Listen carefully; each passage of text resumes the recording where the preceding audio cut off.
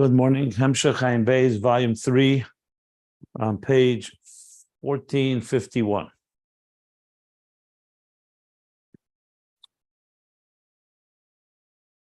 Where the last thing we learned was summing up the relationship between Malachim and Neshamas, souls and angels, the role that they play,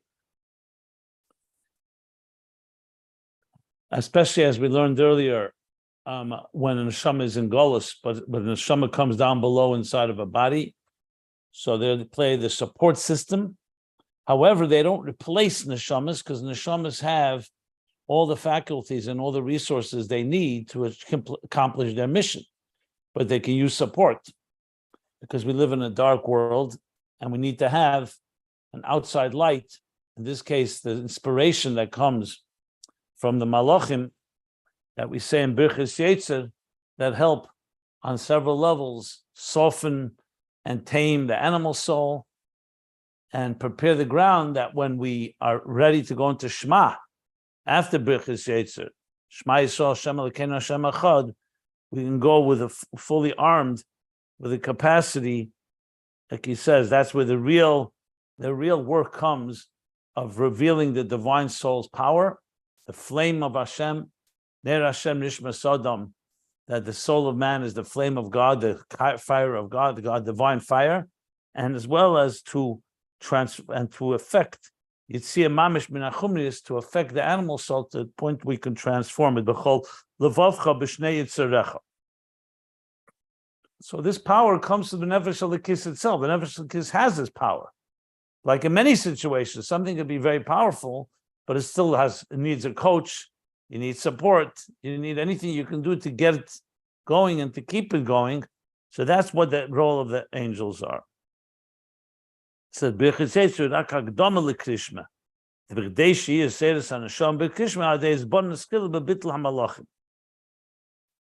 this bonus of Krishna itself, that is the asagas on neshamas, that's the souls themselves. That's even higher than the asagah of the angels, just as their love is higher. The final piece he talked about, this is what it means, v'hinei sulam mutzav artza v'reish magia shamayma. The sulam, the ladder that stands with its feet on the ground and rises upward into heaven. V'reish magia shamayma. So he gave two interpretations. Sulam is tefillah, dots lusa, and that is what elevates the malachim. The malachim elim v'yerdim bei is because the tefillah, like he said, once the angels help the neshamas reach their place, then the neshamas reach much higher than the angels do, and in the process also elevate the angels to another level that they would not have been reached on their own. So, and there's the second interpretation of sulam that was referring to Yaakov himself, was referring to the neshamas themselves. Hiru loyal atzmei. And that's the power that Yaakov has. Mavriach min hakotza lakotza. Yaakov binds and connects from one extreme to the next, essentially the binder and the connector in Seder Shtalshlus. And he explained both interpretations are really one, Shnei Perushim Echadu, because Malchus of Atzilus is the root of Knesset Yisrael, of the souls, and it's also the level of Tefillah, Anit Tefillah. So Knesset Yisrael, basically, the two interpretations are one, because Tefillah and Knesset Yisrael are both the level of Malchus. So he says Knesset Yisrael, Nikla Tefillah, that itself is a level of tefillah. Neshamas are personify the very idea of tefillah, of elevation, as he explained. And then he concludes, he says, V'zeu hine sulam mutzav arza, v'reish magia shemaima. The sulam begins down below on arza, on the ground. Binyanim tachtenim. My Pesukah de Zimra talks about things in this world. And even in Yetzer, Birchas Yetzer Eir is talking about the songs and the praises of the angels who are finite creatures. But with Oreshe Magia Shemaima, but then as the tefillah continues, it climbs upwards to all the way to Shemaima, B'daberes Misayemes B'dvarim Elyenim, Krishma Yechudi Elah, Shmenesra, B'chai B'chan. So tefillah is structured in that same way, from the bottom up. So the neshamas come down below, and that's where they do the Aveda. But Reisha Magia Shemaima, the root of the neshamas is in Asmus Ein Sof, all the way in the highest levels. And that's why through their Yechudim, through their Aveda, they cause Yechudim Elyenim, higher unifications than Atzilus and higher than Atzilus. And that's why it says Malach Elikim Elim V'Yedin, because the neshamas cause that the Malachim should also elevate. Because since they helped the neshamas in their work, the Malachim supported the neshamas to get to ignite, to stimulate, to help the neshamas access their higher level. So then in return, the neshamas also caused that Malachim should elevate, that the Malachim on their own could not reach a level of Mahalchim. Mahalchim is a level of higher movement, because on their own, they stand in their own place. Yes, they move, but they don't really shift gears. They are each one in their path. And through neshamas, mahalchim ben ha'edim shenasim gam hem b'chinas mahalchim. That also the malachim could reach a level of halicha, not just amida, not just staying in their particular path, in mechol, in chesed, and gavril, and gvura, but they also get elevated. And that's where we stopped, the end of the paragraph on top of page 1451. So this ties together both directions, that the neshamas are rooted higher than everything. But they come down below. That's when they need the support of the malachim, and then in return, as the neshamas come alive, they in turn on their coattail, so to speak, they elevate also the malachim to higher levels.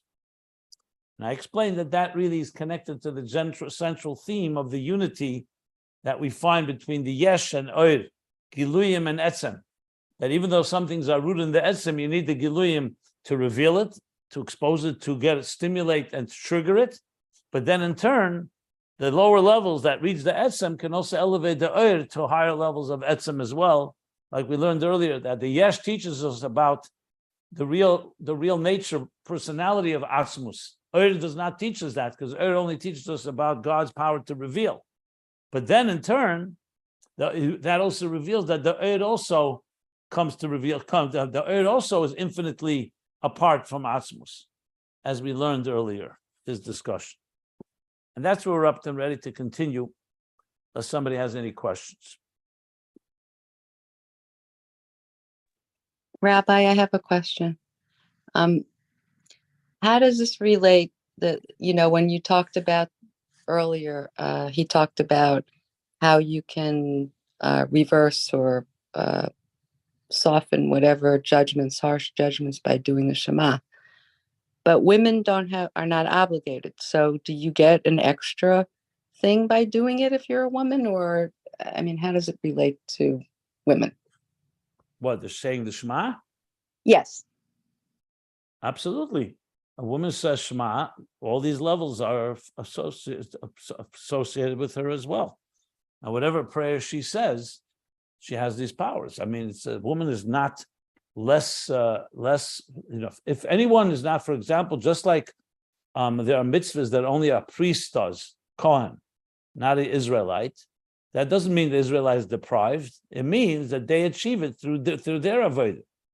If a woman is not obligated to do something, it's not because she's lacking it. It's because either she naturally has it or it's achieved through some other way. So anything we're learning here is universal to all souls. It's not male souls. This is all souls that are sent by God. Like when you learn in Tanya that every soul is a piece of divine. This is beyond gender. This is all souls, even before there was male and female in the first place. Remember, the human being was created in the divine image.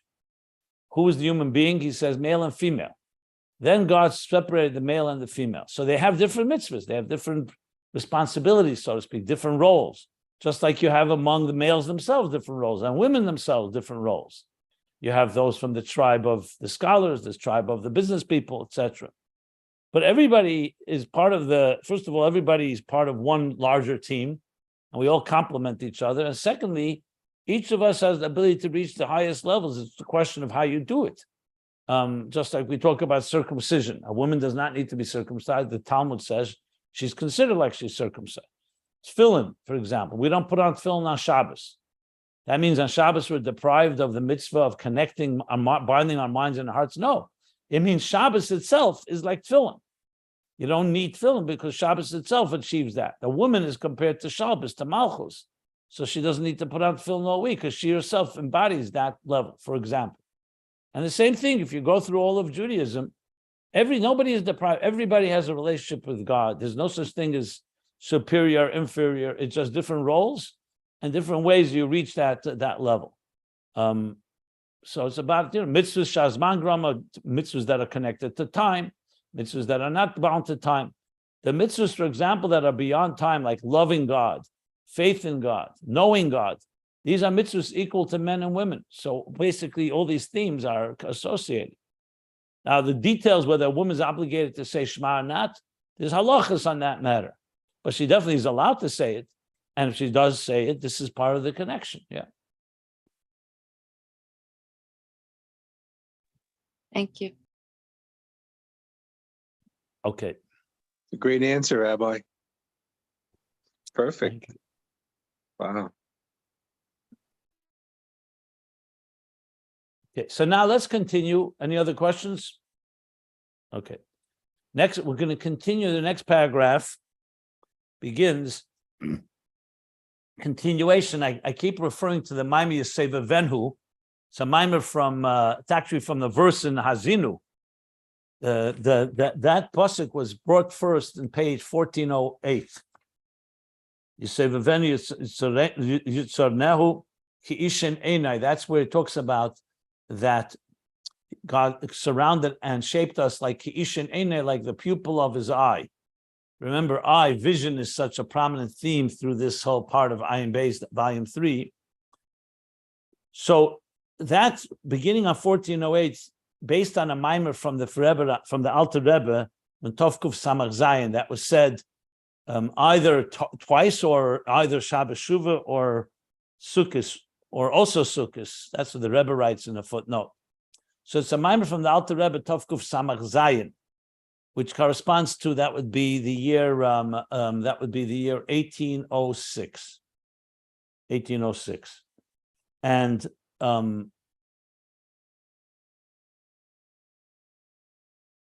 with gloss, with footnotes and comments from the Tzemach Tzedek. So we're ready now on page 1451 here. He's been referring to that mimer as been the anchors of a lot of the themes that we've been learning here. Primarily the one about the pupil of the eye, in contrast to angels that are called the eyes of God, and a few other themes that we've been discussing throughout. And now the next piece is going back to that mimer. The mimer there, it's obviously shorter than all these pages here. Here he elaborates a lot more, but for example, the last piece about Sulam, about the ladders from that mimer, just to give you a few examples. The piece on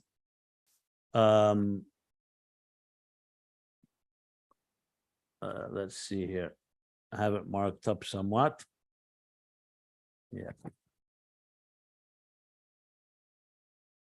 Yeah, whether the neshamas are higher than malachim and why they need malachim, that whole piece that we learned on page 1444 about that the animal soul rooted in the Merkava is from that mimer. And some other, I'm not going to go through all the details, but quite a few of the details that we've been learning are based on that mimer or the actual language of that mimer. Yeah.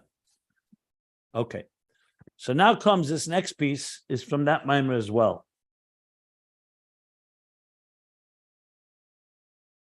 And it's interesting to see how the Rebbe Rashav is bringing together different memorim of the Alter Rebbe, how they all talk about neshamas and malachim, who's higher, and all these details that we're talking about, and how the malachim help and support.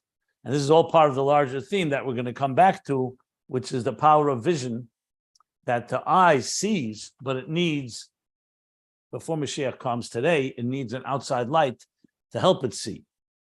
So the next piece is built on the verse in Shir HaShirim, Song of Songs. So Song of Songs, as the Rambam writes, is essentially the love story between God and the Neshamas and Knesset Yisrael. So the metaphor is a man and a woman and a love, and their love between each other. So there's a verse there, it's chapter 5, verse 1, that begins, Basiligani, Achesikala, but this is a different Basiligani Achesikala than what you, there's twice in Shir in Basiligani Achesikala. And there in that verse, he talks about Achalti Yari in Divshi, that I've consumed, I've eaten my honeycomb with my honey. Sometimes it's translated, my sugar cane with my sugar. Different interpretation, different ways they translate it. But most likely it's honeycomb and honey. And there's a Rashi there that comes to explain it. So he's going to explain that these two levels, what is the honeycomb and the honey, that's the level of malachim and neshamas. The honeycomb refers to malachim, birchas yetzer, and the honey refers to Shema. Now, just to give you what Rashi says there, to get a sense what's the emphasis in this verse. So he says in general, the word yari, which also comes from the word sometimes forest, but yari, he explains there, comes from the word like cane, like there's a sugar cane. So cane is essentially like a container, like the shell. Like when they squeeze sugar out of a sugar cane or honey from a honeycomb, the honeycomb is the keli. So usually you don't eat the honeycomb, you don't eat the sugar cane, the cane itself. You squeeze it out. Rashi says this. However, because of my deep love, I don't just eat the sugar, I also eat the sugar cane. I don't just eat the honey, I also eat the honeycomb. So there he says, not just the ikka, but also the tof. So he says, even though one is more the edible part, the other is more like a stalk. Like if you ever see sugar cane, you suck out the sugar and you discard the stalk itself, the cane itself. Same thing with honeycomb. So basically, that's what the verse says. But what does it mean by Ruchnius? So the Alter Rebbe in this Maimon Yosef Venu Tovkuf Samach Zayin, that he said, and here the Rebbe Rashab is going to elaborate, explains that Yari im Divshi is the difference between the Birchis Yetzer, the bracha we say before Shema about the Malachim, and Krishma Shema, that's the honey. So this is going to go now a few pages. First, we're going to talk about Divshi, which is the honey. 3 pages from now, page 1453, if you look at the paragraph that's there, then he goes back, Yari hu Birchis Yetzer shalifnei Krishma. So he's now going to talk about this verse and explain these two levels. As I said, this is based on the Alter Rebbe's Maimer, and the Rebbe Rashab, however, elaborates a lot more than what it says just in that Maimer from other places. The Zeu Diksiv, so the new paragraph on page 1451. The pages can be found if you want to follow the text on ayinbeis.com. The Zeu Diksiv, and this is what it says: Achalti yadi im divshi. I ate the honeycomb with the honey, or some, I said, in some places it says sugar cane with the sugar. Divshi dvash, usually defined as honey. I'm not really sure, but I think on the translation on some of the websites I saw, they translated divshi as sugar. Not sure why.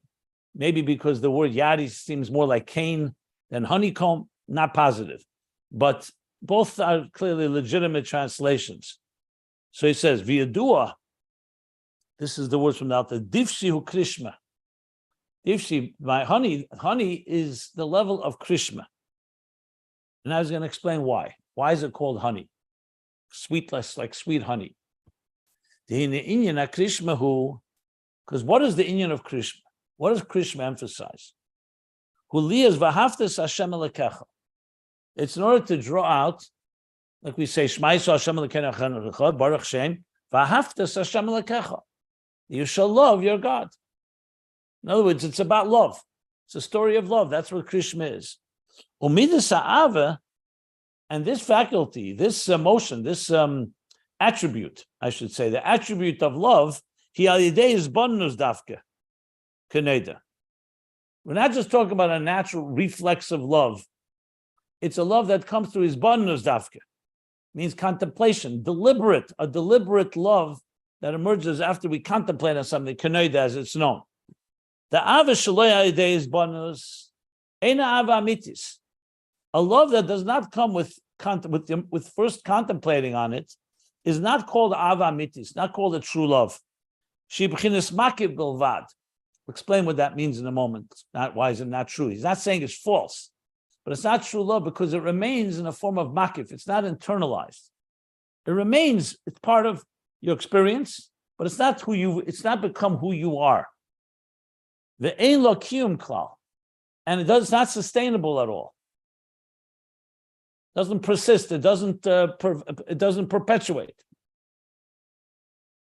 Oi, another scenario. He said makif. Now he said ein lo kiyum klal. Oi, another. Or she b'chinas katnus ma'od. Or it's in a very diminished form. Katnus is usually a word for immature. Like a love, let's say when a child says, I love you, a child's love is an immature love. It's not that it doesn't have love, but it's not a developed, sophisticated, and comprehensive love because the child loves what it loves. And we all know that's also, it's still an infant, it's called sometimes infant stage. So it could develop, but initially it's on an infant stage. So whenever you say katnus and Kabbalah and Chassidus, moichen de katnus, moichen de gadlus, or like he's saying here, avad de katnus or avad de gadlus, is similar to the idea, an infant-like experience or a much more mature, developed experience.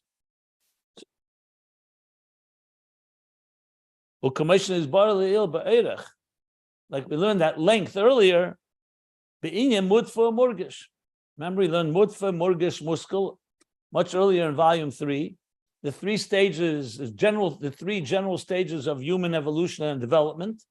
Mutfa is that which is hardwired, mutfa, natural to us, like reflexive, behavioral things that will just come from natural without any deliberate effort and education and growth. Murgish is already a deliberate emotion. So, for example, when a newborn baby cries when it's hungry, that's mutfa. Doesn't need any hisbonenus. The baby is wired that way for its own survival, that it will cry.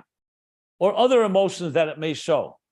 They're not emotions that are developed. They didn't come through an avodah.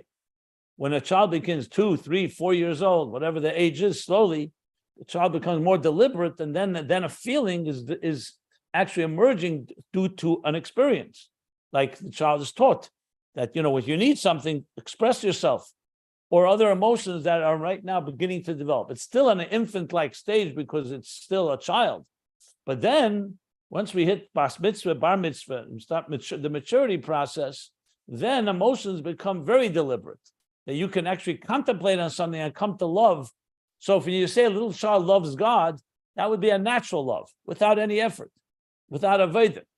When you say love, let's say, V'ahavtas Hashem Elokecha, he says that's coming through his hisbonenus, through a contemplation. Meaning it's a far more mature and far more developed. So why did he call it Eina Mitis, Eina Ava Mitis? So interesting, right now I'm actually up to that piece in Tanya, at the end of chapter 13 in Tanya, he speaks about this as well. What is emes? And he says, something that's emes, something that is lasting. If it doesn't last, even though it may be real, we're not talking about an illusion, we're not talking about a delusion, we're talking about it's real, but it doesn't last. So it's real for the moment, but you can't call it emes lamite, as he puts it there, avamitis. Amitis is something that's permanent. There's a permanence to it. Like he brings there, he says, emes l'sheni al tochen la'ad. That truth lasts forever. And a lie is temporary.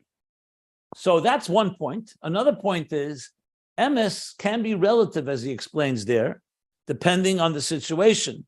But if you want something to really permeate a person, not just makif, there you need work. You need to integrate, internalize it. The famous classic example is the ganef, ganva apu machtata rachmana karya. So the Gemara in Brachos. The ganef, before he goes out to steal, he's praised to Hashem, to God, to help him succeed. So of course the question is asked, what does that mean? Hashem is saying, do not steal, lo signev, and here he's going to pray to God to help him steal. It's like inviting the police, help me rob a bank, help me do something that's illegal. You want to ignore God, there's one thing, but he's praying to God. So Chassidus answers because Amunah on its own is makif. It's not because he's a hypocrite. He actually does believe in God. That's why he's praying. But he doesn't realize the dissonance in his own life, that he could believe in something and still act contrary to his belief. We all have elements of that. So it's not dismissing the faith. It's just saying the faith is not internalized. When it's internalized, then you wouldn't be able to behave opposite of what you believe in. People do this all the time. They love somebody and they can hurt someone they love. Whatever the reason is. A moment of insanity, if you want. A moment of blindness, subjectivity, self-interest, self-love. A moment we're not in control. But that means that the Ava is not amitis, as in completely saturates the person, integrates the person.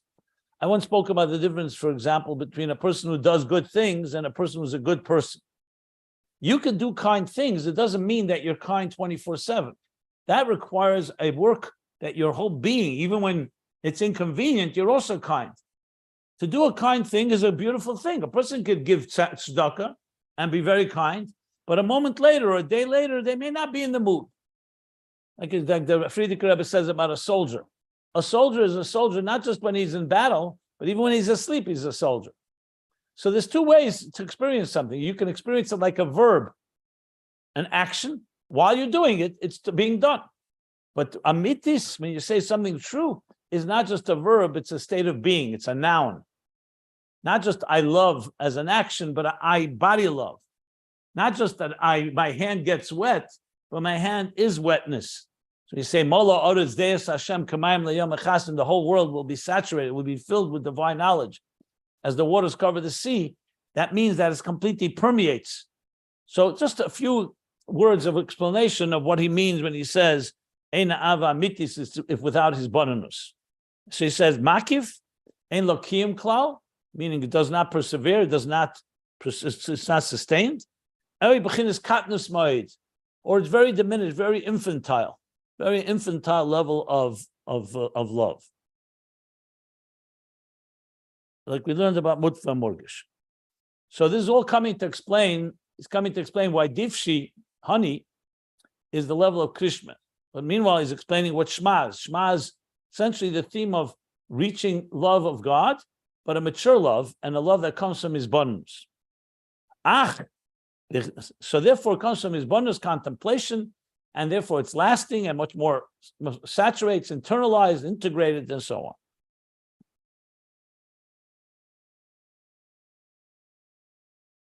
But now he's going to explain, what does his bonus really mean? His bonus is not just a cognitive process, an intellectual process that instead of it just being reflexive love or whatever comes naturally to you, but rather something that comes to contemplation. He's going to explain it's more than that. In order that from a contemplation shall come the stimulation or the arousal or the awakening of love, that's dafka when there's chayis and enig, when there's vitality and passion or pleasure in the contemplation. It's not just a dry, theoretical, abstract, academic contemplation about an idea. You know, you can have somebody, for example, contemplates on an idea in science or physics or other areas of wisdom or intelligence, but it's not with chayis and oinig. It says for it to arouse and awaken love, you need that this bonus should not be a dry, abstract idea, that it should be filled with chayis and oinig. That on Royim, because we see the lepa'amim that at times, when an individual contemplates on some divine idea, and he understands it well, he comprehends and understands the idea well. We're not talking about where it's beyond. He understands it well. And the idea gets absorbed. Niklet is like from the word haklata, that gets absorbed internally in his mind. Hanocha teva. Hanocha teva, I can't really say a good absorption, but hanocha teva means, in Yiddish you'd say es legt sich gut, which means it's well internalized. You really feel the person has internalized the idea. V'gam nispal b'sichle. And furthermore, his mind is excited about the idea. The mind gets mind can also get excited. We learned earlier about midas sichlim. It's not yet an emotion as in a love. I love this. I'm drawn to it personally, but the mind is excited by it, gets excited by it. Al alakus hamusagetzle says in this poem on the godliness that is understood by him. So the idea that he came to understand has not just remained abstract. He understands it well. We're going over all the terms he said. He contemplated on it, he understands it well. It's been absorbed well. He also, his mind has gotten excited on this divine concept.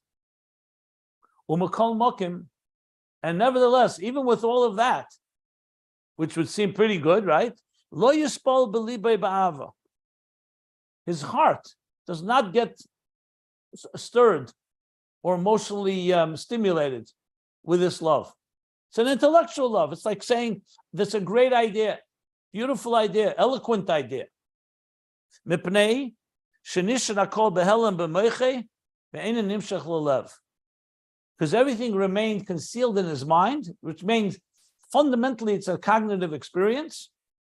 Ve'ein nimshach l'lev. And they're not extended, not get drawn into the heart. That's like often you have situations where somebody says, I learned something, there's something that I came to appreciate. It's really great. But you haven't come to the point and say it's great for me. It's great. You don't yet personalize it like a true emotion, which is subjective, that is good for me. Not just toiv li. It's an expression we learned earlier in Ayin Beis a number of times. Chassidus. So that's the difference between a cognitive emotion and an emotional emotion. Vasibelazeh. And what's the cause of this? What's the reason? Because the contemplation is somewhat aloof and detached. Kridus actually means cool. It's cold. But kridus means it doesn't have passion. Doesn't have vitality and pleasure in the thing that he's understanding. He understands the beauty of it. It's like an eloquent thing, but he doesn't personalize. He's not passionate about it. It's a concept. That's, so to speak, the concept is a great idea. And if you say to him, so why don't you live by it? It's not about me. The idea is a good idea. And due to that fact, he does not, his heart, not get excited or stimulated with love, that he should be drawn to it. That's a whole other thing. To be attracted to it is more than just saying that your mind appreciates it and you understand it well. That now it's entered. That's why we say v'yadaita yem. And what's the next line? Why don't you just say v'yadaita yem? Because it's not automatic. You can know something and still not be drawn to it emotionally. Even if the mind does get excited to some extent, but it's not a personal excitement. It's an excitement about the idea.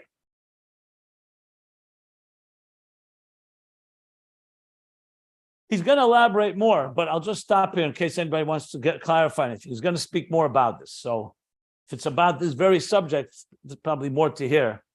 But nevertheless, just in case somebody wants me to explain anything we just learned. We're fine? Okay. Ukamoy, I'm going to give an example. Ukamoy, like, for example, it doesn't say dugma, ukamoy, like, Misha mufshet min hageshem. For example, a person who's somewhat removed from, mufshet means actually stripped from, min hageshem. Geshem means, a gushim would be somebody who's very immersed in materialism. Mufshet min hageshem, there are some people who are just very ethereal in nature. They're not consumed with gashmius. Harigam shemevinus hadover hagashmi. So these type of people are a little, I don't want to say the word absent-minded because it's not really the right word at all, but it's just another example. There's some people that just, like they were very, very refined chassidim or tzaddikim. Then when they ate a meal, they weren't even aware they were eating a meal. They ate. They were busy with contemplating on something much more sublime. So someone that's mufshim min hageshem harikam kishemevinus hadover hagashmi, even when he understands something that is of physical nature, and and how it's a good thing. But being that he's not personally, like, there are people, for example, who love money. And there are people who simply don't care. They don't love money. But that doesn't mean they don't appreciate money. They don't appreciate what you can do with it. It's just not, it doesn't, it's interesting. He's giving an example actually of a very high level. But he's giving an example to understand this idea. So it's not like he doesn't understand. Even though he understands this physical thing and how it's good. He doesn't get stimulated. It doesn't do anything for him emotionally. That he's drawn to it. Because fundamentally he has no taste and doesn't have a tam and pleasure in this. Just not his thing. He's mufshem min hageshem. He's more of a much more ruchnisdika person, and that's that. And you see this all the time. There are people, certain things they're drawn to, and you can entice them. A person like this is not going to be enticed by it because it's in his mind. He understands, appreciates the value of it, but it's not something that you can buy him with. I mean, he's not saying here necessarily bias or prejudice or bribes, but I'm just using that as an example. So that's an example of what he's saying here, that you could understand it well, you can appreciate it, but it's not my thing, I just was, for example, it's happened more than once.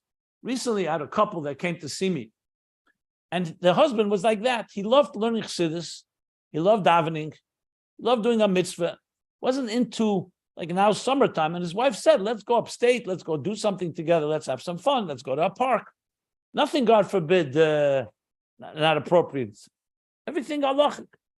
And he told me privately before he came to see me, he says, I just don't have any pleasure in doing that. So I said, yeah, but your wife wants it. And you enjoy your wife. You love your wife. And sometimes you do something. He ended up doing it because he's a good guy. But I saw he doesn't have any, and she doesn't understand. She said they were both sitting with me. And she says, why doesn't he have any pleasure in these things? I said, thank God you have a husband like that.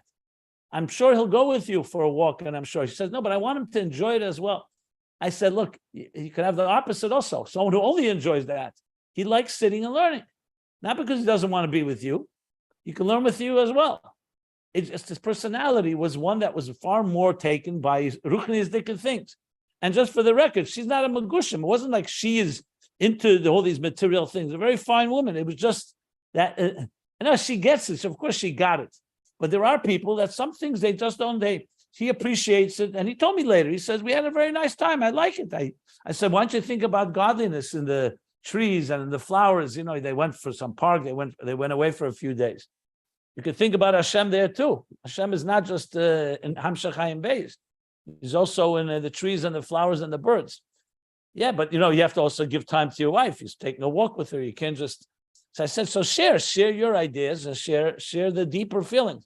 My point is, there's some people just wire. I know wire is not the right word. I don't want to use that word here because it'll confuse matters. But he's giving an example where a person can appreciate something, but they're just not drawn to it emotionally with their heart, even though their mind understands the value of it.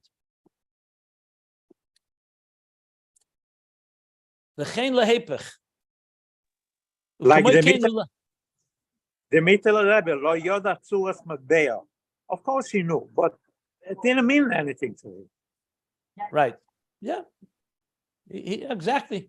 It wasn't, didn't have, well, there's different levels not meaning. In a chanam. Yeah. Kamoy kain hu lehepech. Same as the opposite. He gave now an example, obviously a very beautiful example. Kishe'ein, same thing, the opposite. Kishe'ein le'tam ve'enig belakus. A person who doesn't have any tam ve'enig, he doesn't have any atam, doesn't have an emotional appeal and pleasure in godliness. Lo yuspol ba'ava. So even though his mind may say it's a good idea, he likes it, it's intellectually sound, stimulating even, but it's not connected to me. Lo yispol ba'ava. He's not going to be excited with love toward it. So it's exact opposite. The first person is a ish ruchni. He doesn't say those words, but he's not He's not mushit min hageshem. So he's not drawn to Gashmis, even though he can appreciate its value. Here, it's a person opposite. He's into Gashmis, and therefore he appreciates what godliness is, but he's not drawn to it. It's not his. Let's put it his pleasure. It's not his. Yeah. Obviously, all this is coming to explain why Shema is called divshi, my honey, sweetness, obviously. But let the Rebbe Rashab spell it out. He's just elaborating. Interesting, in the Maimer and Tovkuf Samach Zayin, the Seva Venu, I'm looking at it right now. It's very short. He doesn't say all this. I want to just see.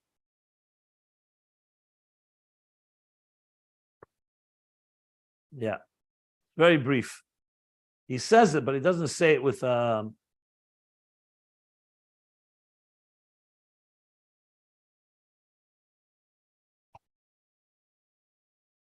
interesting. Okay. Let me stop here. Any questions before I continue the parentheses? Simon, I think it's Yuzayda. Reb Gershom Bell was Yuzayda? Yeah. He was like that, yes. My father was named after him, Gershom Ber Paharer. Rab Shlomo is referring to Gershom Ber Paharer. I would say it was my father's grandmother's grandfather. Wow. Yeah. So there were two of Gershom Ber, him or Brisver. Anyway, one of them, Shabbos by day, they used to bring him in on the meal a kugel. He used to take one piece, and after that, he gave out to everyone. One time, he was always involved with thinking chassidus. One time, they bought him the kugel. He took one piece, a second piece, a third piece. He finished the whole entire kugel. It was not common. And then he said, no, when will the kugel come? His mind was not in that. And 1 second, that happens to me too, but for different reasons.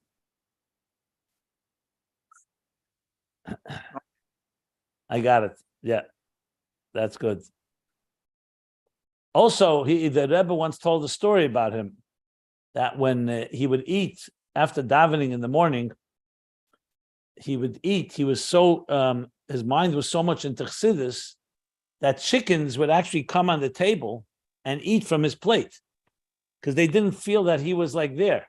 You know, a chicken is not going to come eat from your plate because they see you there. But he was so not there, even while he was eating, the chickens would eat from his plate. That's what they say, yeah. Yeah.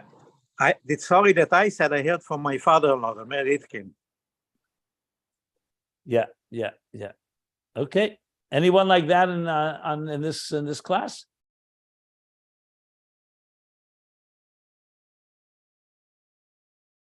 Okay. My kids are always saying that I'm distracted, that I never listen to. I'm always someplace else.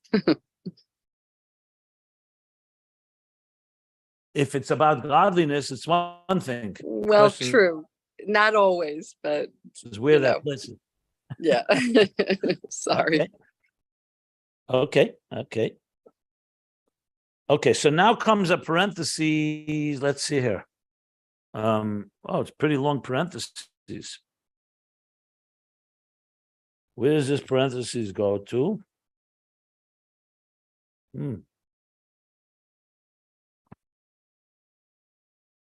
Is it all the way to the end of the? No, it's not to the end of the paragraph, I don't think. Maybe it is.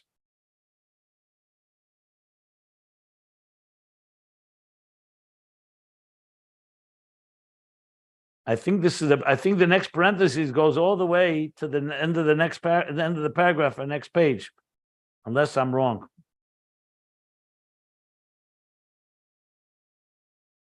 It looks that way. Okay. So I think we're going to be doing a very long parenthesis now. But I'm sure it's not completely tangential, part of the subject matter. So we have to halt cup. Remember the theme here, let's not forget the point of departure, is that divshi hu krishma. Krishma is v'ahavtas Hashem elekecha, which is interesting. In other words, it's all about loving God. And loving God is only through, a real loving God is only through his bonus, that not just his bonus, a dry contemplation, but one that is with chayis and einig, with vitality and pleasure. And he gave examples of how it could be without that you could understand something, but not necessarily be drawn to it emotionally, personally, as in my emotions, not just my intellectual curiosity, but personally, emotionally. So he said both scenarios. A person is mufshib min hageshem. So he understands the value of something material, but it not drawn to it, and the opposite. So now he's going to qualify and say this is what we just said, that a person doesn't have a taste, doesn't have a tam, a pleasure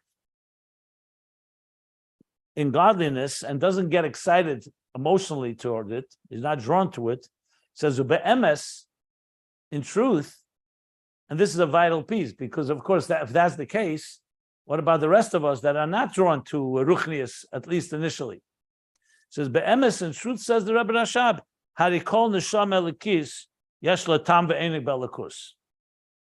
Every divine soul has a taste, has pleasure in godliness. Hu be'emes sibes hasoga elikis, and is that natural love for godliness of the divine soul is the cause for understanding that hasoga elikis. The other way around. Till now, we've been learning that the contemplation brings the ava. And for some people, it doesn't bring to an ava. It remains an abstract or academic idea. But now he's saying the truth, everybody, every divine soul has a natural love for godliness. And that's be'emes, which is the cause for the appreciation of godliness and the understanding of godliness. The tam ve'enig, the tam ve'chochmeh, hu be'emes inyan echad. The reason is because tam ve'enig, when we say we have taste, we enjoy something, the tam ve'chochmeh, and the tam and chochmeh, and like a taste and chochmeh, tam and chochmeh, when we say that my mind appreciates it, is really one thing. Because why does a person enjoy an idea? I'm going to explain this. We learned this at length. The commission is bar leil, right? In volume 1, this was a big topic. I'll explain in a moment. He's going to explain now that why do you have pleasure, certain ideas, even if the pleasure has not reached your heart, you're not drawn to it. But why is there pleasure in chachma altogether? You would think that intelligence shouldn't have pleasure. Intelligence is objective. Like a computer doesn't have pleasure when it crunches some ideas. It's detached. It's a machine. So you could say the same thing hypothetically, that the brain is a machine. It understands something. It researches it. It appreciates it and so on. But why would there be a tam? Why do we say a tam of chachma, that there's some type of enjoyment, intellectual enjoyment even? So he says the reason is because the tam of chachma comes from the tam of einig. So einig we know is in keser and atik. Chachma is the first of the 10 faculties. Midas come after mechin, chabad, chagas, then come the midas. So what he's saying is now that the truth is like this. Number one, every divine soul really has love for the divine. And that actually is the reason that we also enjoy a divine concept. Even if that divine concept has not permeated us, which is a next step, what he's saying here is that the very fact that your mind appreciates it is already a step in the right direction, because that's also coming from a tainug atzmi, so to speak. He doesn't say atzmi. The tam deni commission is barely ill. Like we learned earlier. What did we learn earlier? That why do we enjoy when a person understands something, there's a certain measure of pleasure involved, even if it's not the pleasure that he said, the emotional pleasure that you feel drawn to it. Even if you're not drawn to it, there were, for example, the Rabbeim would talk often about people who learn Chassidus and they love the Haskalah of Chassidus, but it didn't have any effect on them. They didn't daven, they didn't do mitzvahs, it didn't lead them to loving God. They loved the philosophy of Chassidus. Hasidic philosophy is very enjoyable. It's very eloquent. It's very powerful. It's very comprehensive. Gives you a very good picture of Seder Shtalshalos, but it doesn't come into Aveda. The Rabbeim were very, very adamant to insist all Haskalas to come into Aveda. But you could have, the reason for that is because hypothetically, a person can learn something and enjoy it tremendously and still be a lowlife, to be very blunt. There are people who are academic professors, academics. When it comes to the human behavior, they could be immoral and unethical, even if they themselves teach ethics. What was it they say? I don't know if it's urban legend, but Bertrand Russell. So he once behaved unethically. I think he had a relationship with a student. So at Cambridge, the faculty called him in. They said, "You teach ethics. How could you behave unethically?" So he said, "I also teach mathematics, and I'm not a triangle." In other words, you can know something, you can know it well, you could teach it well, but you know what? It doesn't affect you personally. But nevertheless, there's still a geschmack. Tam ba'einig is like geschmack. There's a pleasure in the intellectual pursuit itself. So what he's saying here is the reason for that is because it's rooted in the tam of chacham, is rooted in the tam of einig. One second. Let me continue. 1 second. If he didn't have geschmack, if this divine soul did not enjoy godliness, did not have a tam be'elakus, he wouldn't be able to understand it. So now I know he's not changing what he said before. He's just bringing another dimension into it. He's saying that the truth is every divine soul has a connection and a love for God, except it can be concealed. He's not elaborating. Probably he's going to continue explaining it. And that's the root. Because of that, that's why he can appreciate the divine idea. However, the divine idea still hasn't permeated all his emotions. That's the difference. So he's saying now, then he wouldn't have asog in it if there wasn't some tam and elikus. So interesting, even a person who is not drawn to godliness, like he's explaining, still the fact that he's appreciating a divine concept means that there's some connection that he has with it.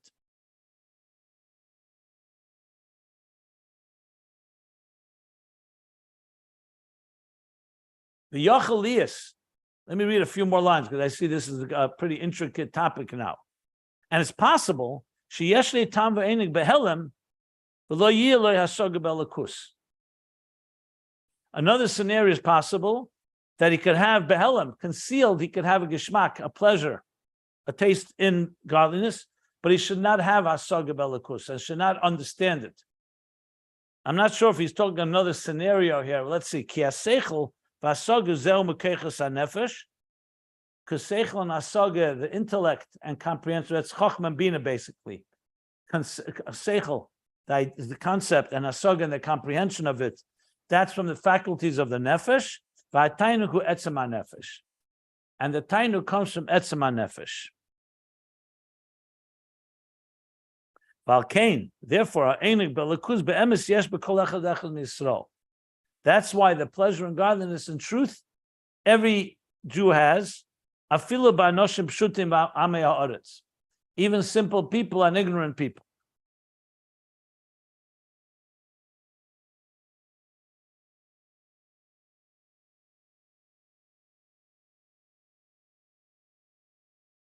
Okay, I see. I see.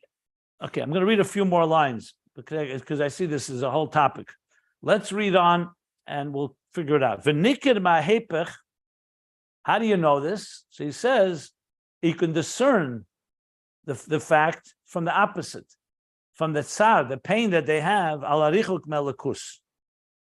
Even though anoshim pshutim and amaretz may not appreciate because they don't understand godliness because they haven't learned, they're illiterate or whatever the reason is, but you could see from the pain that they have when they feel distant from godliness. Why would they feel pain if they don't appreciate it, if they haven't learned it?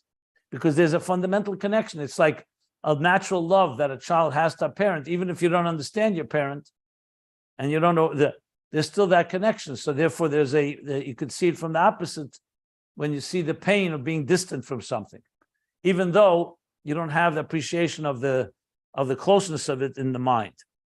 Vaseichel yeshi mekeches hanefesh yochel li shelo yeh bizgalus. Now, so etzem hanefesh is there. The etzem ava is there, but it's concealed. The seichel, which is from the keches hanefesh, which are the conscious faculties, it's possible that it's not revealed. That's when we say that every person has etzem hanefesh, he has a connection to God. So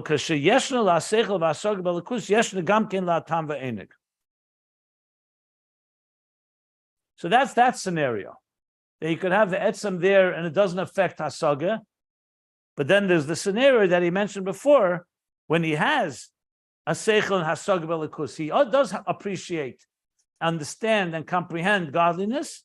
Yeshna gamkin la tam v'enig. He also has the tam v'enig, which comes from the etzem, which is coming from higher than just the mind itself. And therefore, kasher ba'asoga lo yesh chayes ve'ein klal.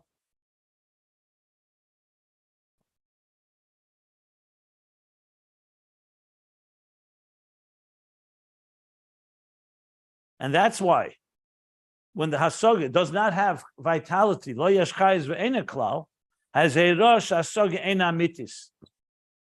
So now he's adding, being that there's a fundamental connection, love. So if you say that the hasaga does not have vitality and pleasure at all, that indicates that the comprehension is not true, is not a true one. He doesn't understand it well. Either because he hasn't concentrated properly on it, or because he's not a keli yet, he's not a container, he's not a receptacle, receptive to this comprehension. So now he's saying opposite. So in other words, if he does not have time v'enig, then the comprehension is also not going to be complete. Okay, we have to what's the word I want to say? Break it up in parts here. We have to drill into this and take this apart a bit. So far, what he said the following. Before the parentheses, things were pretty clear. The parentheses have complicated matters here. Before the parentheses said, essentially, that you need a hisbonenus, a contemplation, one with vitality and pleasure, in order to really bring a ava. Because you could contemplate and understand and even enjoy it, but it could be detached. You're not drawn to it. And now he's qualifying, he's saying, 1 second, every divine soul has a connection to God. So now he's adding some points. Number one is that indeed is the reason that a person actually enjoys intellectually a divine idea, because their soul is connected to it. And like he's saying now, if he didn't have that divine connection, he wouldn't understand the idea. And indeed, if he doesn't feel, it means he doesn't understand it really well. So that's what he's adding, one thing. And then there's a scenario where a person doesn't understand godliness, even though the etzem hanefesh is there. That's a scenario where the etzem is there and there's no hasaga. So we have three scenarios that I see here. One is a person contemplates and has some measure of understanding, but it's not being emotionally not being drawn to it. Now he's adding, when a person is in that place, means he also doesn't understand it really well, or amitis, in a truthful way, because the connection is there. And if he's not experiencing an emotional connection, it means his understanding is also limited. And then there's a third scenario of people who don't understand, but they have the etzem connection to godliness, even though at this point they have not yet come to understanding it with their faculties. That's what he said here so far. Okay. What does it mean that a seichel liyosei mikoches hanefesh yochel liyo shelo yeh b'izgalus? What does it mean, shelo yeh b'izgalus?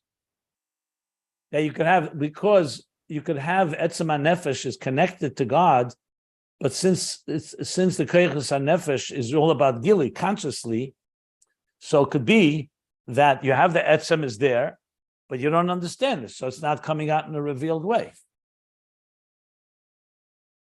I understand that Kreichus Nefesh is like Giluyim. Etzem HaNefesh Einig is the Etzem connection of every neshama to God. So either that's coming out the goli, V'haftas Hashem Elokecha means it's coming out the goli. You're actually feeling the love because you're also contemplating on it. But you could have a person who doesn't feel V'hafta. That doesn't mean his Etzem HaNefesh is not connected. That's my understanding. Now, remember, in the middle of it, I don't want to say anything conclusive or definitive before we finish the whole subject. But I see he's going to be going into a whole many different angles here. And, yeah.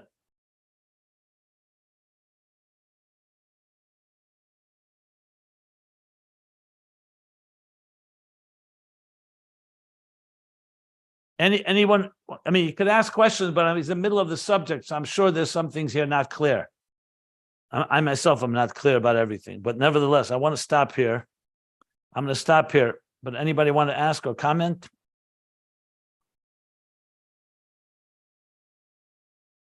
But the Etzem is always connected. I thought maybe I misheard you, that you said that the case one was the case where there was no connection, no Etzem, but that I probably misheard you. But there's always an Etzem connection from a Shema and the Eibishter, right? So I misheard you. Yeah. Yeah, so there's a scenario where the Etzem is just there and it's not coming into any revealed way. There's a scenario the Etzem is there and it's coming into Hasaga, but not Hasaga Mitis, because you don't see an emotional passion toward godliness. And there's, of course, the scenario where you do see the emotional passion and it's all rooted because the Etzem is connected. In other words, you have the Etzem and the Giluyim, or you have Etzem without Giluyim, or you have Etzem with limited Giluyim, and therefore the Giluyim itself are not complete. That's the three scenarios that I'm reading here.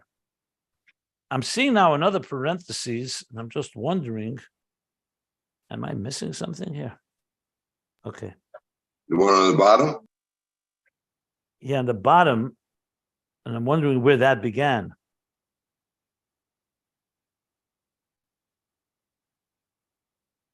It doesn't make sense that that's the...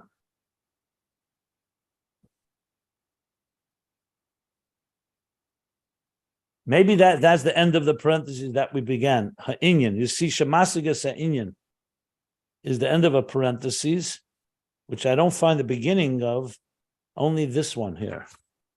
Yeah, but then there's another problem. Yeah, I may be wrong. I said before the parentheses ends in the next page. Now I'm looking, and it may be that ends at the bottom of this page. Okay, we'll figure it out. I have to do a little more digging here. He's saying Anoshim Shutim, they have, even though that they don't have understanding, but they have oineg. Yeah, right. Like So like a Muna Pshuta type of thing, like, you know. So they have a saga because they have the... No hasaga. There's no hasaga. Where do you see hasaga? No, they don't have a saga. So what are they having? They're having a tainug. Like he says, I feel like Kal Shebekalim. They have tzad from the opposite. They come to Shul on Yom Kippur.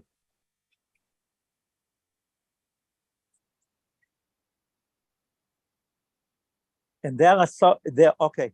They have no asaga, but still they have chayes.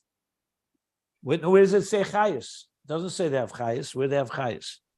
העונג באלוקוס באמס יש בכל אחד ואחד מישראל, אפילו באנשים פשוטים ועמי הארץ. If there is עונג... Okay. Yeah, they have some form of pleasure and godliness, yeah. I know the word chai is tam v'enig, yes, that's correct, tam v'enig. Yeah. Let's stop here. I'm going to stop here somewhere 2/3 down the page, 1451. We'll go through it slowly, as is our custom. We'll figure it out step by step. I have to learn it again and again. And let's stop here.